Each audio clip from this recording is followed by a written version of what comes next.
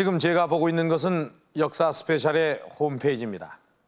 이 홈페이지에는 시청자 여러분들이 직접 참여할 수 있는 그런 게시판이 마련이 되어 있습니다.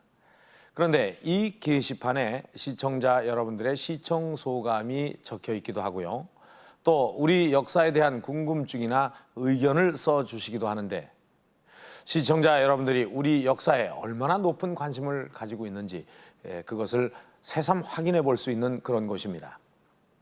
그런데 이 역사 스페셜의 게시판을 쭉 검색을 해오면서 유독 이 자주 만나는 그런 단어가 있습니다. 바로 단군과 고조선입니다. 자, 이 단군과 고조선에 대한 의견이 얼마나 많이 나오는지 검색을 한번 해보도록 하겠습니다.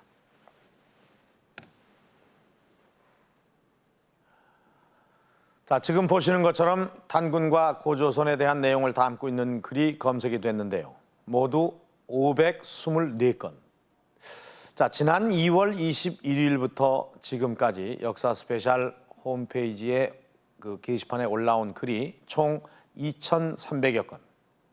그러니까 그중 5분의 1이 단군과 고조선에 대한 내용을 담고 있는 셈입니다. 아마 우리 역사상 이렇게 어떤 특정한 시기에 이렇게 많은 사람들의 관심이 집중된 적은 없었습니다. 그렇다면 왜 이렇게 많은 사람들이 단군과 고조선에 주목을 하고 있는 걸까요? 이 고조선은 확인된 사실보다는 확인되지 않은 사실이 훨씬 더 많은 미지의 왕국입니다. 이 단군 신화는 단순한 신화일까요? 아니면 역사일까요? 고조선은 작은 도시국가였을까요? 아니면 완성된 국가체제를 갖춘 나라였을까요? 이 단군과 고조선의 실체 규명은 아직까지 밝혀지지 않은 우리의 역사를 찾는 일입니다. 자, 이 소중한 역사를 찾기 위해서 저희 역사 스페셜은 2회에 걸쳐서 비밀의 왕국 고조선으로 들어가 보려고 합니다. 자, 그런데 이 고조선을 들어가려면 우선 만나봐야 할 사람이 있습니다. 바로 단군입니다. 단군. 그는 과연 누구일까요? 평양시 강동군 대박산 기슭에 서 있는 단군릉. 돌로 쌓아올린 고구려 양식의 무덤이지만 이곳은 오래전부터 단군릉이라 불려져 왔다. 무덤의 내부가 세상에 드러난 것은 지난 93년. 무덤 안에서는 두 사람분의 인골이 발견됐다. 북한 학자들의 발굴 보고서에 의하면 이 인골의 연대는 지금으로부터 5011년 전, 즉 기원전 3000년경의 인골이라고 한다. 북한 학자들은 이들을 단군 부부라 주장하고 있다.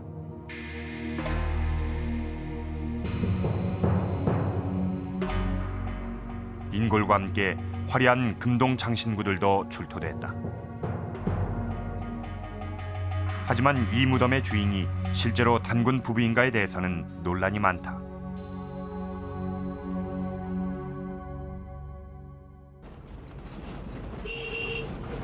현재 단군의 모습은 신화를 통해서만 알 수 있다.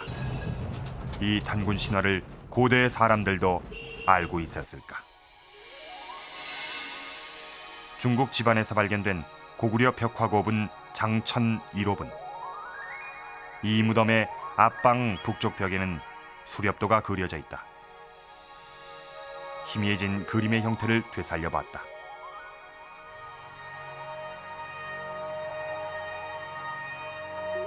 신단수로 보이는 나무 중간의 굴 속에는 곰이 있고 굴 밖에는 호랑이가 사냥꾼이 쏜 화살에 맞는다. 이는 단군 신화를 상징적으로 표현한 것이다. 고구려 고분 벽화에 장천 1호분과 각저총에 단군 신화를 상징하는 그림들이 있습니다. 각저총에는 신단수 아래에 곰과 호랑이가 서로 등을 맞댄 그림이 있고요. 장천 1호분에는 신단수 아래 굴 속에서 곰이 고행하는 장면과 그것을 참지 못하고 나온 호랑이가 화살에 맞는 장면이 있습니다. 이것은 고구려에서도 단군 신화를 정확히 알고 있었다는 것을 의미합니다. 단군 신화가 알려진 곳은 또 있었다.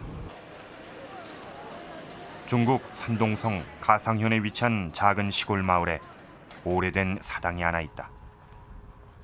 무씨 사당, 즉 무씨 집안의 사당이다.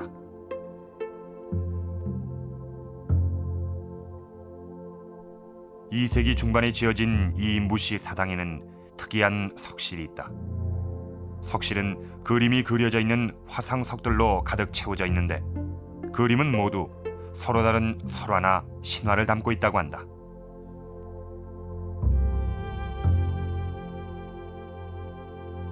这是东汉时期吴氏家族的一个墓地，墓主呢是吴亮、吴开明、吴班、吴荣。修建的时间是公元147年到168年，这20多年的时间建造而成。 그런데 무씨 사당의 석실에는 단군 신화와 거의 비슷한 내용의 그림이 있다. 이것은 환웅이 지상에 내려오는 모습을 표현한 것이다. 환웅과 함께 지상에 내려온 인물로는 바람을 만드는 풍백, 벼락을 일으키는 뇌공,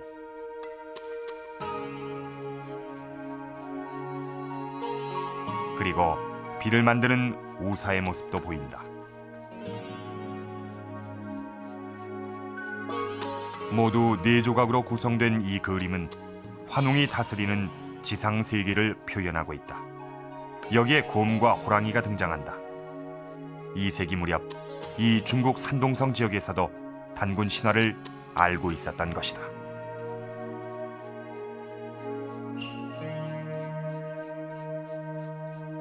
거기에 굳이 단군 신화를 그린 것은 이제 고조선의 문화가 그쪽에 전파되었다는 것을 의미합니다. 화성석의 내용은 첫째 단에는 환웅의 지상 강림, 둘째 단에는 환웅이 우사 운사를 거느리고 세상을 다스리는 것, 셋째 단은 곰족과 호랑이족이 단군을 태어나게 하는 장면, 넷째 단에는 이제 단군이 세상을 다스리는 장면이 나오는데요. 이것은 고조선의 문화가 광범위하게 전파되었음을 의미하는 것을 알 수 있겠습니다. 시기는 서로 다르지만 한반도에서도 단군의 전설을 간직한 곳이 있다. 강화도 정족산에 있는 삼낭성도 그 중에 하나다. 고려사에는 단군이 그의 세 아들을 시켜 이 성을 쌓게 하였다고 한다. 이렇게 단군은 신화나 전설의 형태로 아주 오래전부터 알려져 있었던 것이다. 그렇다면 역사 기록 속에서도 단군 신화를 찾아볼 수 있을까?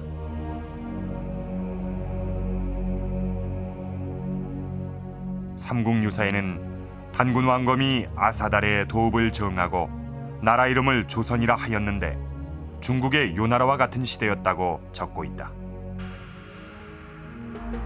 삼국유사는 우리나라 역사서 중에 단군 신화를 전하는 가장 오래된 기록이다.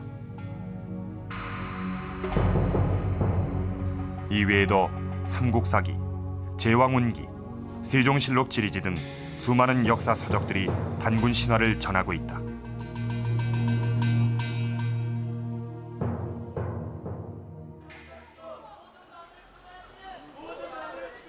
단군 신화가 담고 있는 역사적 사실은 무엇일까? 결국 곰을 숭배하던 이런 그 풍습은 신석기 단계의 풍습인데 바로 환웅이라고 하는 사람이 우수한 문물을 가지고 이주하지 않습니까? 바로 그 환웅이 가져온 문화들이 청동기라든지 그다음에 발전된 농업문화라든지 이런 걸 가져오죠. 그러니까 두 세력이 결합해서 이루어진 것이 바로 고조선의 초기 모습이다 이렇게 볼 수 있습니다. 단군은 그 고조선 시대의 최고 통치자에 대한 칭호거든요. 오늘날 같으면 대통령 그런 의미도 될 수 있겠고 중국의 천자와 같은 그런 의미입니다.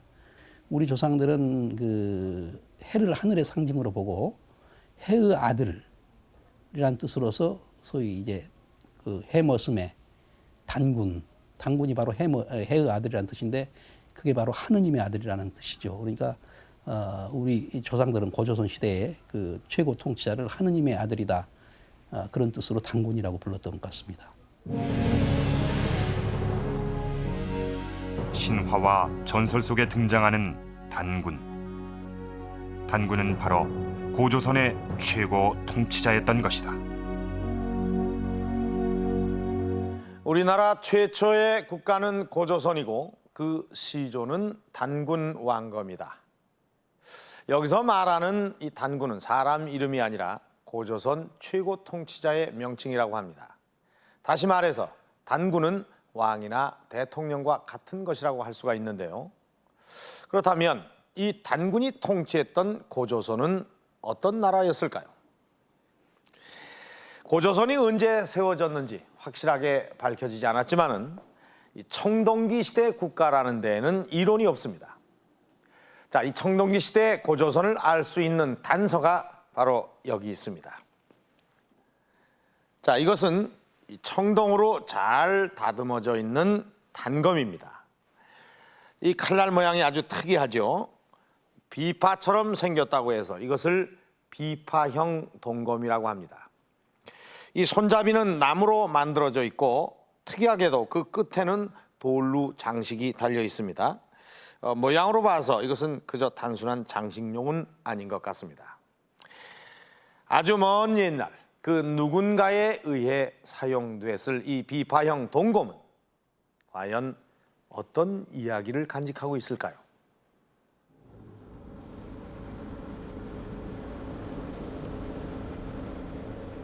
지난 1974년 부여 송궁리의 야트막한 산언덕에 자리 잡은 밭터에서 놀라운 발견이 있었다. 지금으로부터 2500년 전 청동기 시대 주거지가 드러난 것이다. 마을에선 모두 39개의 집터가 발굴됐다. 여기저기 탄 흔적으로 보아 마을엔 불이 난 것으로 추정되고 있다. 무엇보다 고고학계를 흥분시킨 것은 돌널 무덤에서 나온 유물들이었다.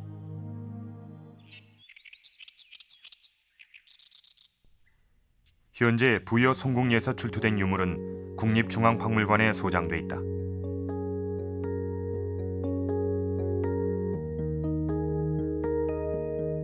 유물 중에서 눈길을 끄는 청동기가 있다.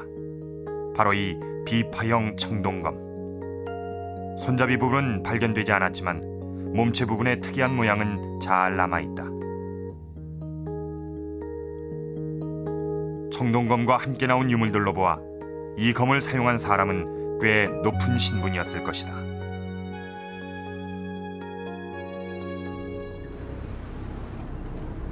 그런데 비파형 동검이 발견된 곳이 또 있었다. 국립광주박물관에 소장돼 있는 이 동검은 광주 신창동에서 출토됐다. 동검의 조각은 비파형 동검의 것이 분명했다. 부여 송궁리와 광주 신창동에서 나온 비파형 동검은 완전한 형태가 아니다. 비파형 동검의 완형은 어떤 모습인지 알기 위해 청동기 전문가인 이용문 교수를 찾았다. 그 구조는 어떻게 되어 있습니까? 지금 구조는 전체적으로 이 검 몸 예. 하고 거기에 따른 검을 쓰기 위한 이제 손잡이가 붙어 있죠. 예. 그리고 이제 손잡이 끝에 이제 검파두시, 예.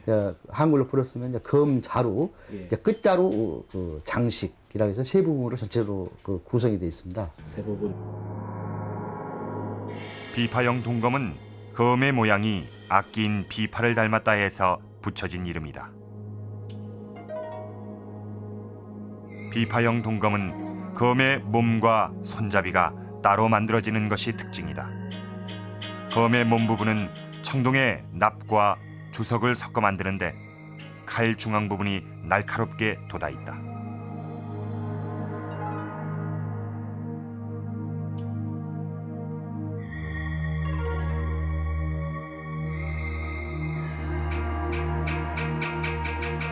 손잡이는 T자형으로 끝에 돌장식이 달려있다. 이 세 부분이 조립식으로 이루어져 있는데 손잡이 끝장식은 검에 힘을 실어주는 역할을 한다. 청동기가 그 당시에 그 희귀하고 또 일부 특수 그 계층만이 그 신분적으로 우위에 있던 사람들 많이 사용했을 걸 보기 때문에 하나 신분을 상징하는 하나의 의기야 아니겠느냐 이렇게 볼 수가 있고, 또 일부 지역에서는 청동기가 그 산 중턱의 자갈밭이라든지 이런 데서 나오는 경우가 있습니다.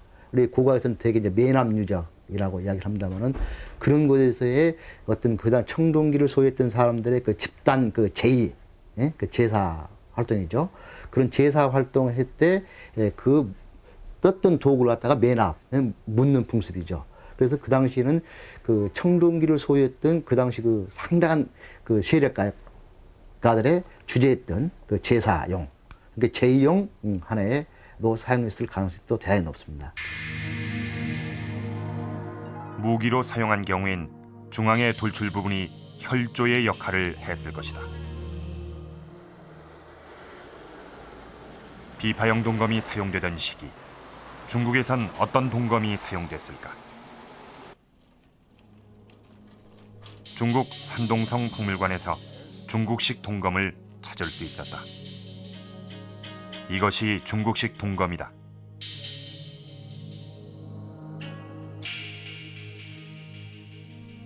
한눈에 차이를 알아볼 수 있을 정도로 중국식 동검은 비파형 동검과는 다른 모양이었다.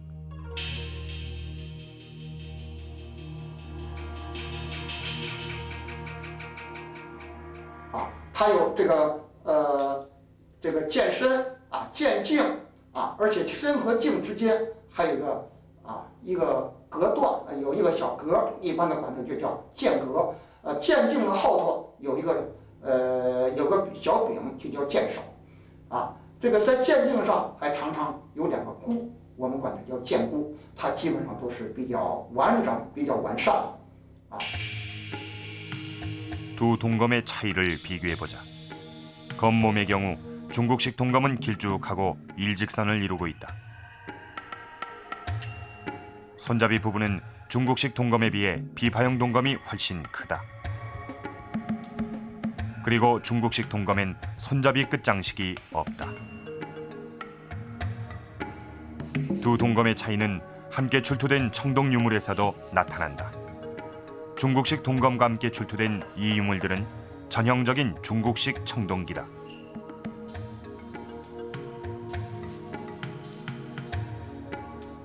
비파형 동검과 함께 출토된 청동기 역시 중국에서는 보이지 않는 독자적인 형태를 띠고 있다. 북방 계통의 청동기 문화 또는 중국의 청동검 문화하고 완전히 그 차이가 납니다. 특히 중국 같은 경우는 이런 검뿐만 아니라 이 제기용의 청동들이 많이 제작이 됩니다. 근데 이런 비파형 동굴 출토된 지역에서는 제기용은 거의 없습니다. 북방 문화와 중국의 그 중국식 동검 문화 이런 확연히 구분되는 하나의 그 청동검으로 볼 때는 하나 독자적인 문화 세력이 또는 문화가 형성됐던 곳이라고도 할 수 있습니다. 중국과는 구별되는 독자적인 문화. 그것은 바로 비파형 동검을 사용했던 고조선 시대의 문화였다.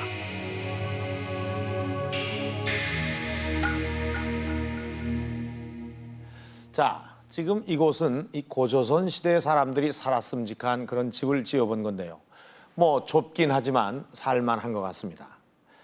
이와 비슷했을 이 청동기 시대 마을 유적지, 그 부여 송국리에서도 이런 비파형 동검이 나왔습니다. 이 비파형 동검이 사용됐던 시기는 기원전 9세기, 그러니까 지금으로부터 2900년 전입니다. 흔히 사람들은 청동기 시대 하면은 대부분의 많은 사람들이 이 청동기를 사용했을 것으로 생각하기 쉽지만 실제 많은 일반 사람들은 석기를 사용을 했습니다. 이 청동기는 일부 특수계층, 그것도 지배계층의 아주 독점적인 소유물이었던 것입니다. 자, 이 지배계층이 소유했던 비파형 동검.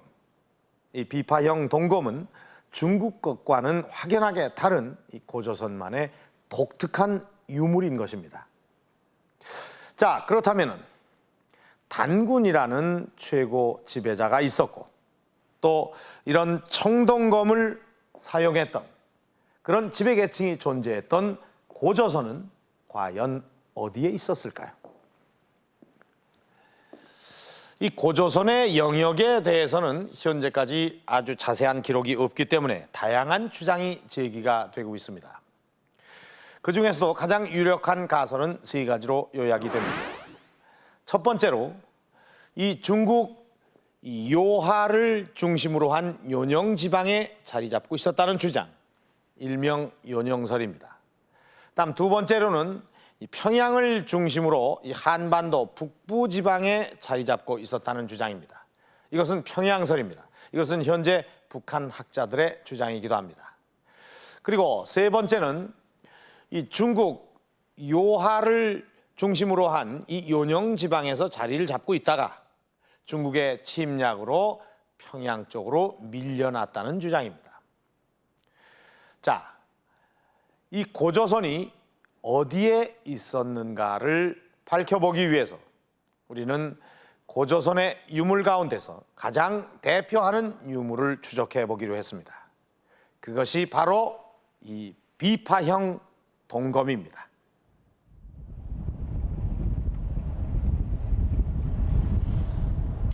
중국 조양시 외곽마을에 있는 청동기 유적을 찾았다. 마침 마을 입구에서 만난 리구안 노인이 청동기가 출토된 장소를 알고 있다고 했다.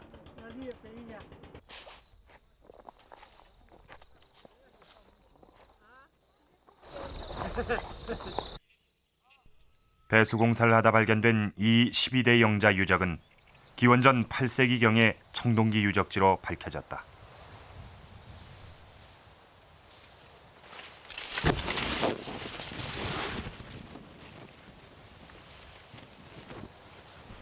옥수수밭 한쪽에는 지금도 오래된 석기가 눈에 띄는데 바로 이곳에서 비파형 동검이 나왔다고 한다.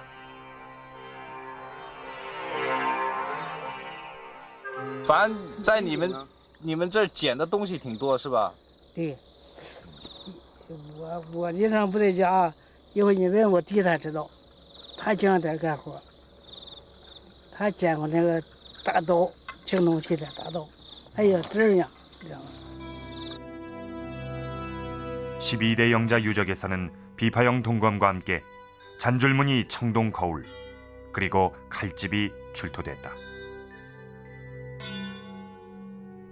이번엔 12대 영자 인근에 있는 소파적 유적지를 찾았다.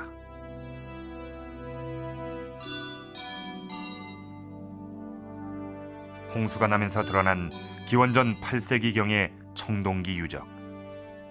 최근까지도 이곳에서는 청동기 유물이 출토되고 있다고 한다.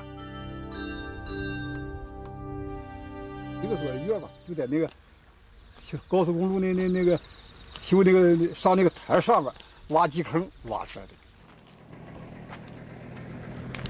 이 소파적 유적지에서도 비파형 청동검이 나왔다.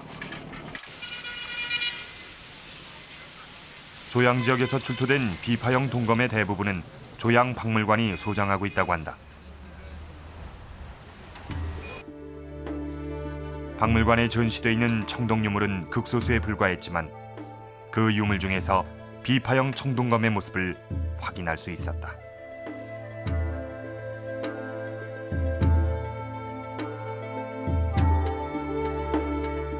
조양에서 비파형 동검이 출토된 유적지는 무려 60여 곳. 한마디로 조양은 비파형 동검의 집중 출토 지역이다. 2800년 전 바로 이곳에 고조선이 있었던 것일까?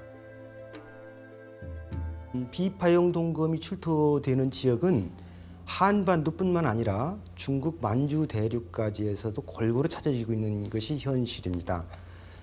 그 중에서 가장 많이 찾아지는 지역은 요령성 조양지구인데 여기에서는 초기 검부터 시작을 해가지고 후기 검까지도 골고루 찾아지고 있습니다.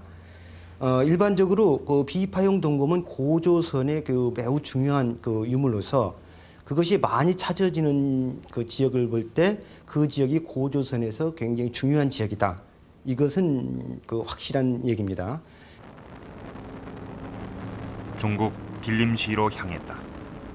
비파형 동검이 북쪽으로 어디까지 분포돼 있는지 찾아보기로 했다. 우선 중국 길림시 인근에서 발굴된 청동기 유적지를 수소문해 보았다. 서단산 유적은 기원전 12세기에서 기원전 7세기에 걸친 청동기 유적으로 중국 동북부의 청동기 문화를 대표한다. 서단산 문화권이라 불리는 이 지역에서도 비파형 동검이 나왔다.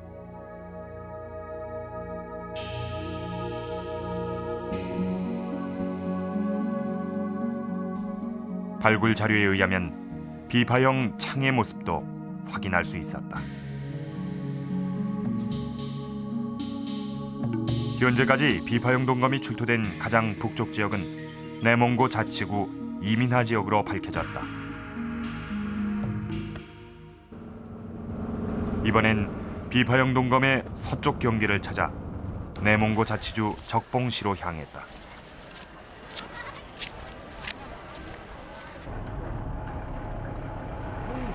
적봉시 영성현 남산근 마을. 이 마을 뒤 파터에서 대규모의 청동기 유적이 발굴됐다. 발굴된 유적지의 크기는 3천여 평.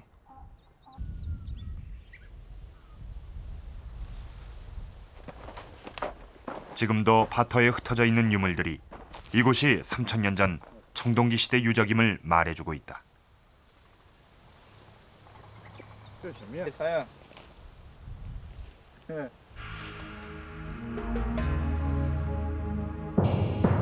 이 남산근 유적에서는 여러 자루의 비파형 동검이 나왔는데 이는 고조선의 문화가 여기까지 온 것을 의미한다.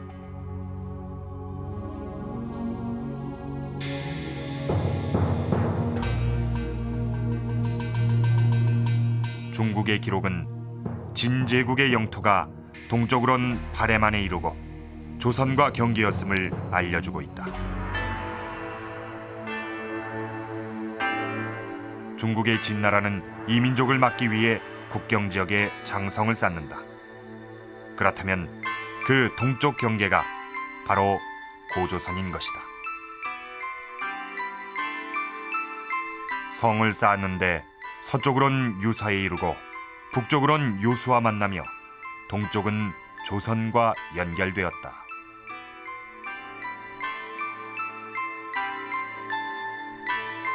그런데 중국의 기록에서 고조선과 연결된 장성의 시작점을 찾을 수 있었다. 그곳은 바로 갈석산이었다.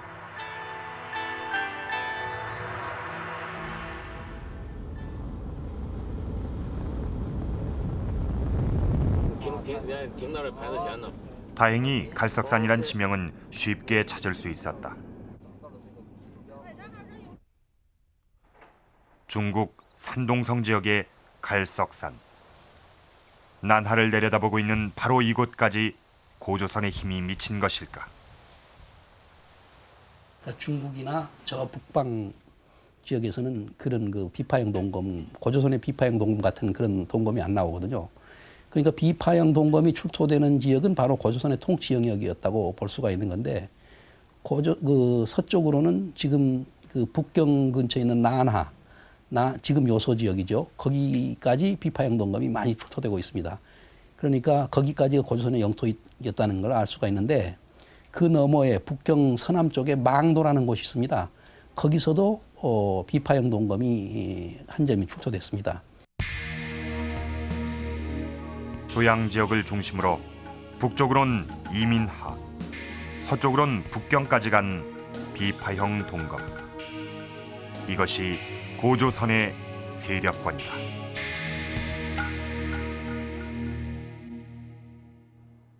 이 고조선의 대표적인 유물인 비파형 청동검이 출토된 지역으로 봤을 때 북쪽으로는 길림 지역, 또 서쪽으로는 난하 유역까지 이 고조선의 영향력이 미친 것으로 보여집니다. 고조선이 결코 작은 나라가 아니었다는 것을 알 수가 있는데, 자, 그것을 뒷받침해주는 이 중국의 기록이 있습니다. 이 삼국지 한전에 보면은 진계 공기 서방 취지 2천여리, 연나라가 장수 진계를 파견하여 고조선을 침략해서 그 서쪽 지역 이천리를 빼앗았다고 기록이 되어 있습니다. 고조선의 이 서부 지역을 빼앗는데 그 영역이 이천리가 됐다. 이천리라면 800km의 거리입니다. 고조선의 영토가 무척이나 넓었던 것이 분명합니다. 자, 지금까지 이 고조선의 유물인 비파형 청동검을 통해서 이 고조선의 서북 세력권을 확인을 해보았습니다. 자, 그렇다면 이제 고조선이 남쪽으로는 어디까지 그 세력이 미쳤는지 알아보도록 하겠습니다.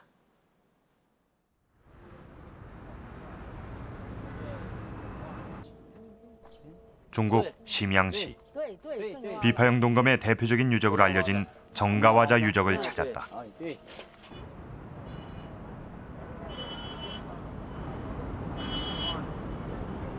유적의 건물 외벽엔 비파형 동검이 선명하게 그려져 있다. 하지만 안타깝게도 외부인의 출입이 철저히 통제되고 있었다. 그나마 발굴 사진을 통해 구체적인 유물의 출토 상태를 확인할 수 있었다. 그런데 그중 눈길을 끄는 모습이 있다. 인골의 발 부분에 수많은 청동 단추가 놓여 있는 것이다.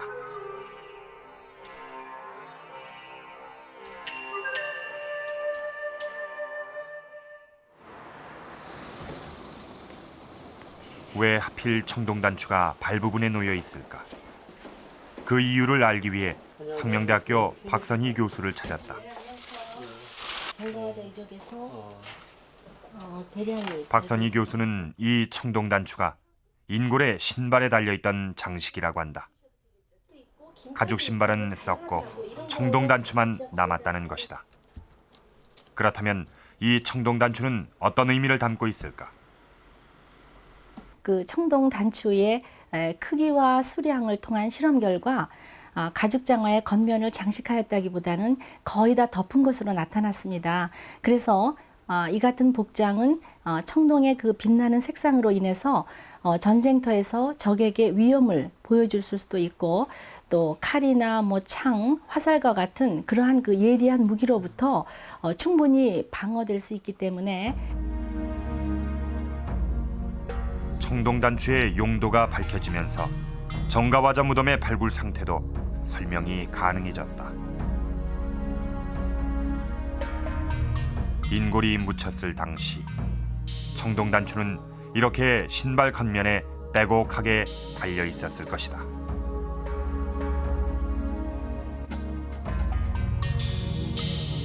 그런데 정가화자 유적 이외에 비파형 동검이 출토된 12대 영자에서도 청동 단추가 나왔다. 또 비파형 동검 출토지인 남산근 유적도 예외는 아니다. 청동 단추는 비파형 동검과 함께 광범위하게 분포하고 있는 것이다.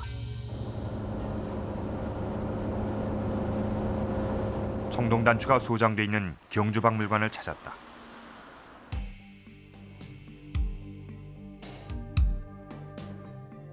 청동 단추의 한반도 출토 상황을 파악하면 고조선의 한반도 세력권을 알 수 있을 것이다. 경북 영천 어은동에서 다수의 청동 단추가 나왔다.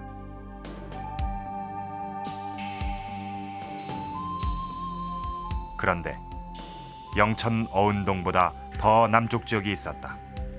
경주 죽동리에서 출토된 청동 단추다.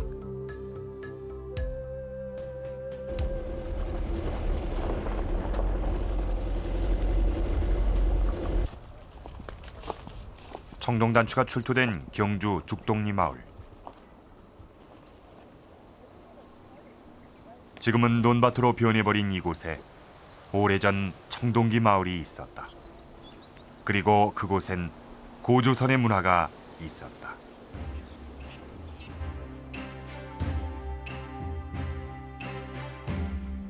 청동 단추는 내몽고 자치주 적봉에서 한반도 남부까지 폭넓게 분포돼 있다. 이 청동 단추와 비파형 동검이 공통적으로 출토되는 지역이 바로 고조선의 전체 세력권이다.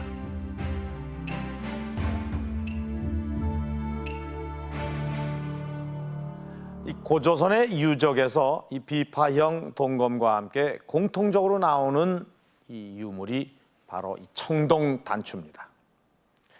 이 비파형 동검과 함께 이 청동단추도 이 지배계층의 소유물로 보이는데 주로 이 장신구나 방어용으로 사용이 됐습니다. 자, 이 고조선을 대표하는 유물인 이 비파형 동검과 청동단추를 통해서 우리는 고조선이 현재 중국의 동부 지역 그리고 한반도의 중부 지역까지 그 세력을 미쳤던 것으로 파악을 할 수가 있었습니다. 그런데 여기서 한 가지 짚고 넘어가야 할 것이 있습니다. 이 지도상에 나타난 지역이 전부 고조선의 영토는 아니라는 것입니다. 이것은 영토라기보다는 고조선의 세력권으로 이해를 해야 한다는 것입니다. 이 고대의 영토는 현재의 영토 개념과는 전혀 다릅니다. 군사 요새 또는 농경지와 같은 아주 가치 있는 땅을 중요시하고 그 중요한 지역은 직접 지배를 했고 그 나머지 다른 지역은 그대로 내버려 두는 경우가 많았습니다. 그러니까 이 지도에 나타난 이 영역이 모두 고조선이 지배한 땅이 아니라 이 고조선의 문화가 전파된 세력권으로 봐야 한다는 것입니다. 자, 그런데 이 지도에 나타난 이 지역이 고조선의 세력권이었다면 여기서 한 가지 의문이 또 생깁니다. 과연 이렇게 광대한 영역을 가질 정도로 고조선은 아주 강력한 그런 나라였을까 하는 것입니다. 한 나라의 국력을 가늠하는 잣대 중에 하나는 군사력입니다. 이 고조선의 군사력은 과연 어느 정도였을까요?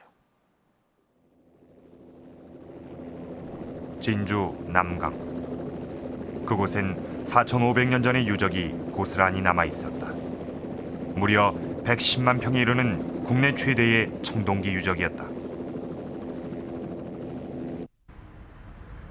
지금은 그 흔적을 찾을 수 없지만 당시의 발굴 기록은 흥미로운 사실을 전한다.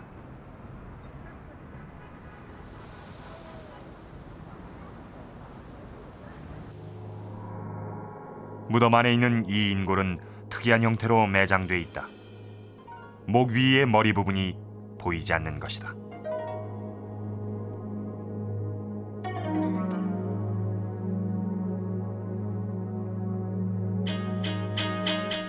머리가 없는 인골. 이것은 당시 전쟁이 있었다는 증거가 아닐까.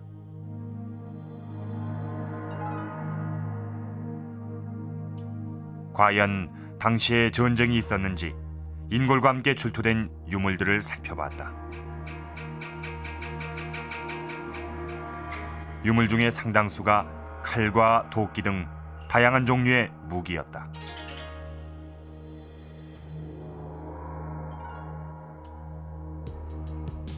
그 중에서도 특히 많은 것은 화살촉이다. 종류도 다양해 전쟁용 화살과 사냥을 위한 화살이 구분돼 있다. 사다리꼴 모양의 이 능형 화살촉은 이전의 화살촉에 비해 크고 두꺼울 뿐 아니라 양날을 날카롭게 세웠다. 당시로선 무척 위력적인 무기였을 것이다.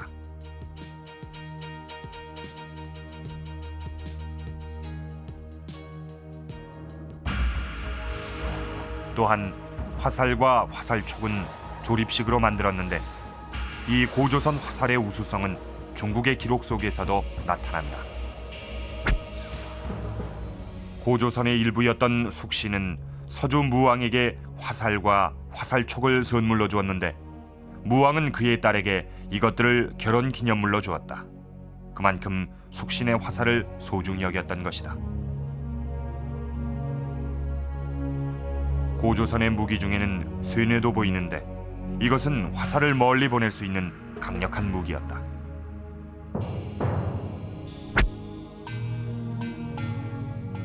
또 중국의 고조선 유적에서는 장방형의 청동 갑옷 조각과 함께 심장을 보호하는 엄심갑도 출토됐다. 갑옷이 있었다는 증거였다. 그러니까 앞뒤로 제가 지난번에 고조선의 갑옷을 여기까지 복원해 보기로 했다. 다 가슴과 등 부분을 거의 다 덮은 그런. 고조선의 갑옷은 이렇게 가죽옷 위에 크고 작은 청동 단추를 빈틈없이 매달았을 것이다.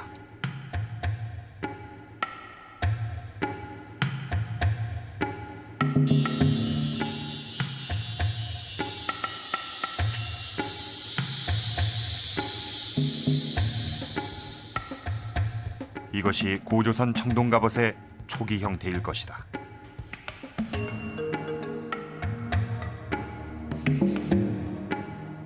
고조선 유적에서는 청동 단추로 장식한 청동 투구도 발굴됐다.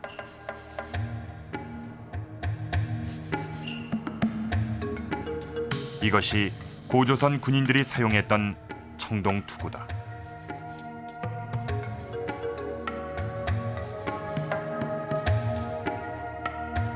고조선은 다양한 갑옷을 생산했는데 뼈나 가죽, 청동, 철로 된 갑옷을 생산했습니다. 그런데 이들 갑옷은 모두 중국보다 그 생산 개시연대가 이릅니다.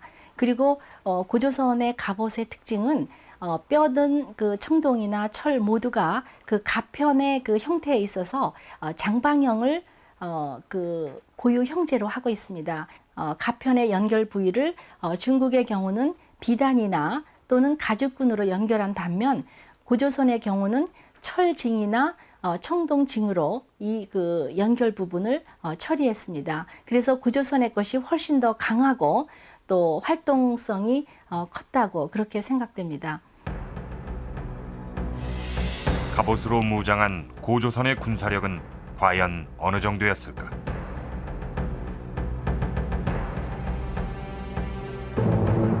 중국의 사기는 이렇게 기록하고 있다. 우거왕은 태자로 하여금 말 5천 필과 함께 군량미를 가져가게 했다. 그때 무리 만여 명이 무기를 지니고 뒤를 따랐다. 또한 이런 기록도 있다. 한나라가 육군 5만, 수군 7천 명을 동원 고조선을 공격했다. 고조선은 이 병력에 맞서 1년 동안 싸웠다.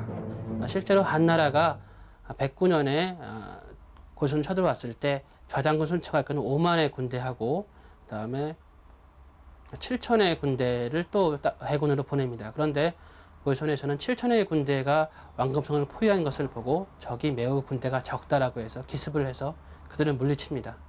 그리고 5만의 군대가 왕금성을 포위했는데도 불구하고 수개월 동안 멸망하지 않습니다. 그래서 일단 한나라 군대가 철수를 하고 다시 108년에 또 쳐들어옵니다.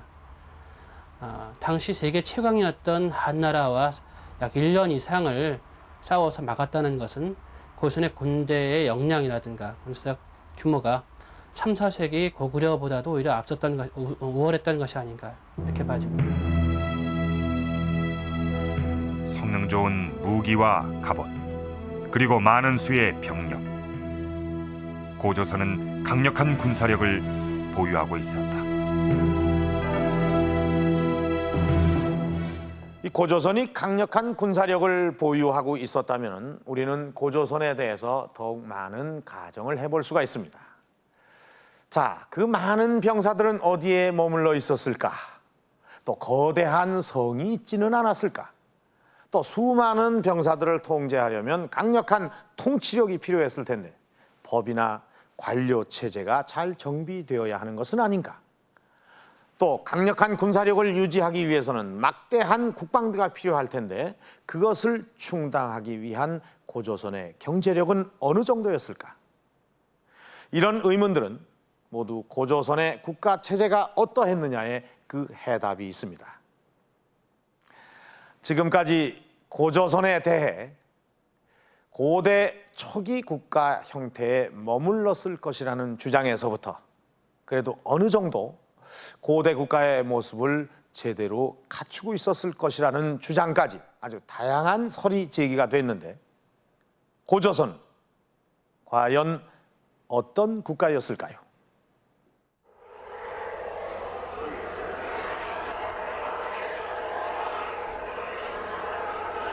중국 내몽고 자치주 적봉시.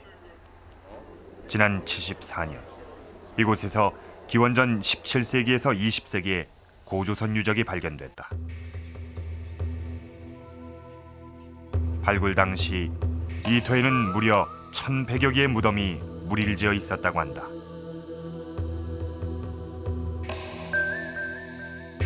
무덤은 흙으로 지은 작은 토광묘로 무덤 안엔 현대 한국인과 형질이 비슷한 인골이 있었다.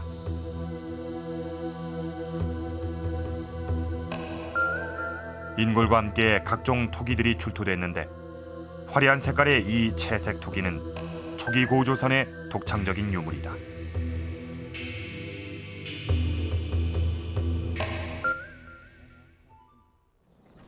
그런데 더욱 놀라운 것은 무덤군 안쪽에 성벽으로 보이는 흔적이 발견된 것이다. 현재 남아있는 높이가 2m. 무너진 벽의 단면엔 가는 줄무늬가 나타나 있었다. 판축한 흔적이었다.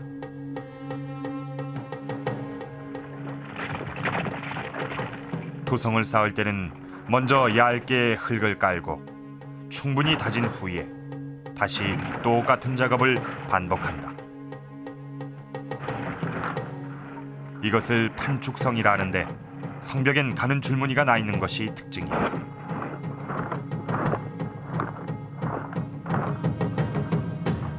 판축 토성은 돌처럼 단단하여 오랜 세월이 흘러도 잘 무너지지 않는다.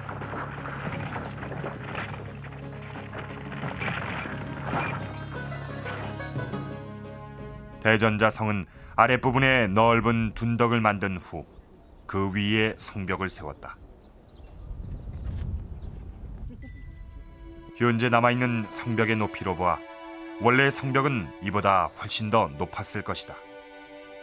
4,000년 전의 성이라고는 믿어지지 않을 정도로 성벽은 견고했다.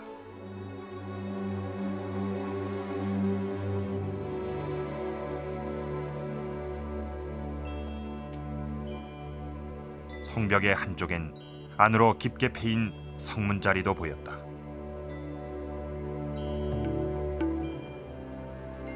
수많은 무덤의 주인공들은 바로 이 성에 살던 주민이었던 것이다. 성의 존재라는 것은 매우 중요한 의미를 갖습니다.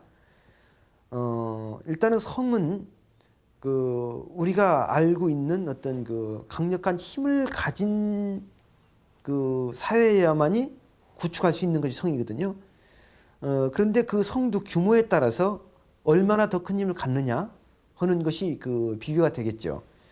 그렇다고 볼 때 하가점 하층 문화식의 그 많은 성들이 발견된 것은 그 당시 사회의 어떤 면을 계급 구조라든지 아니면 집단의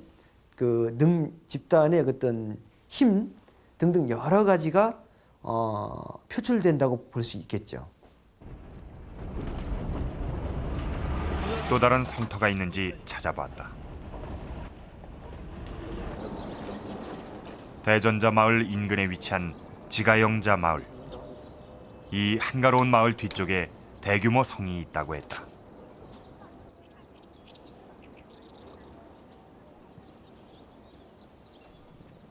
마을 뒷산을 오르자 놀랍게도 눈앞엔 넓은 평지가 펼쳐졌다. 그리고 그 주위로 성벽이 빙 둘러쳐져 있었다.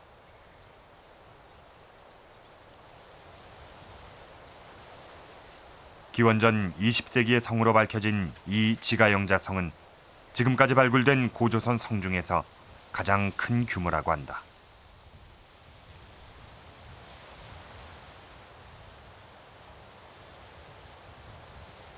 原来的古城，咱是上梁，那是古城下边。到上古城时吧，现在年轻的人还不知道什么古城，就是我们年轻的时候。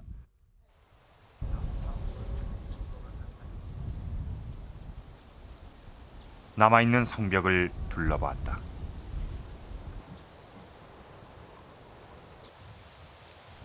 성벽의 겉면엔 돌이 차곡차곡 쌓여져 있다. 그러나 완전한 석성은 아니다. 돌과 돌 사이의 틈은 흙으로 메꿔 놓았다.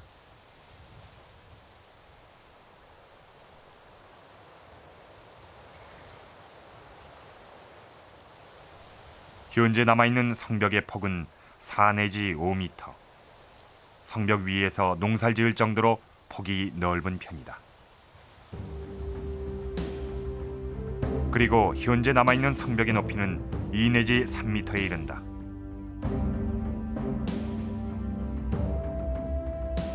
성벽의 구조는 양옆에 돌을 쌓고 가운데 흙을 쌓아올린 형태다. 이렇게 지가영자성은 폭이 5m나 되는 성벽을 빙 둘러 세운 원형의 성터였다. 성의 면적은 총 3만 평. 성 안엔 당시 많은 주민들이 살고 있었던 것으로 추정되고 있다.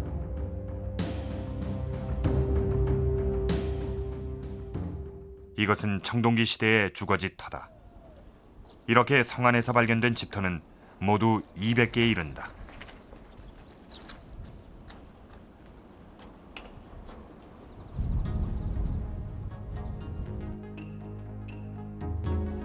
집터의 흔적을 토대로 청동기 시대의 집을 복원해봤다. 집의 모양은 모서리가 둥근 장방형으로 4 귀퉁이에 주기둥을 세우고 보조기둥으로 지붕을 받쳤을 것이다.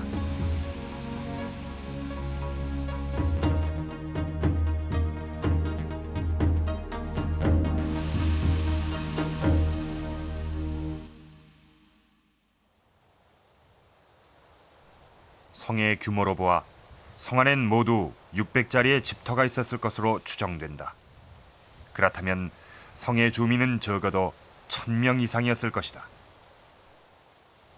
한 성 안에 600자리 정도의 집자리가 발견됐다고 본다면은 과연 어떤 의미를 부여해야 할 것인가? 뿐만 아니라 지가영자성을 중심으로 해가지고 한나절 거리에 걸어서 한나절 거리에 그 위성으로 볼 수 있는 자그마한 성들이 많이 있거든요. 일단 학자들이 추정을 할 때 그 지가영자성을 주위로 그 분포해 있는 작은 성들은 지가영자성의 통제를 받고 있는 성이 아닌가 하는 그런 것도 지금 해석이 되고 있거든요.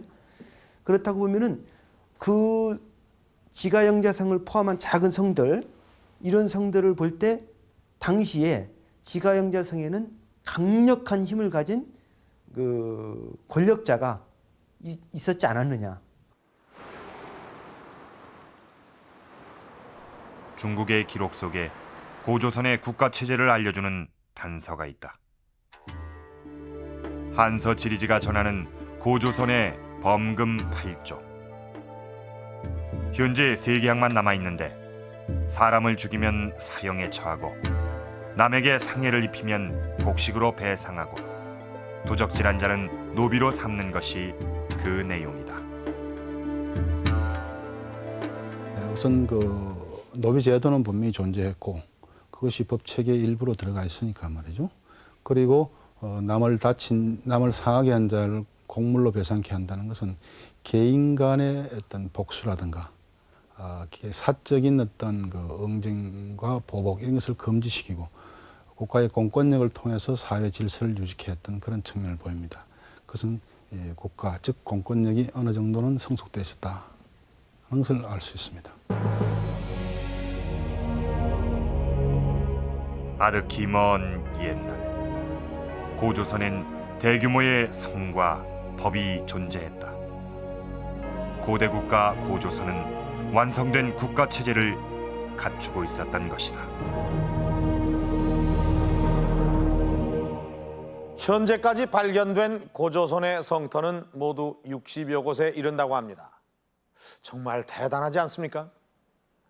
이 중국 지역에 있는 고조선의 유적에 우리가 자유롭게 접근하고 발굴할 수만 있다면 지금보다 훨씬 더 많은 성터가 드러날 것입니다. 그리고 고조선에 대한 의문이 훨씬 더 많이 풀릴 것입니다. 알려지지 않은 고대는 알려지지 않은 미래와 같다. 미래를 예측하듯이 밝혀지지 않은 과거에 대해서 우린 여러 가지의 가능성을 열어둘 수가 있는 것입니다. 그런 의미에서 우리는 오늘 우리 민족의 최초의 국가에 대해서도 하나의 커다란 가능성을 보았습니다. 고조선이 이 중국과는 다른 아주 독자적이고 우수한 청동기 문화를 가지고 있었고, 또 그 기반 위에 만주와 한반도에 걸쳐서 널따랗게 세력권을 형성하고 있었으며, 무엇보다도 완성된 국가 체제를 갖춘 고대 국가였다는 것입니다.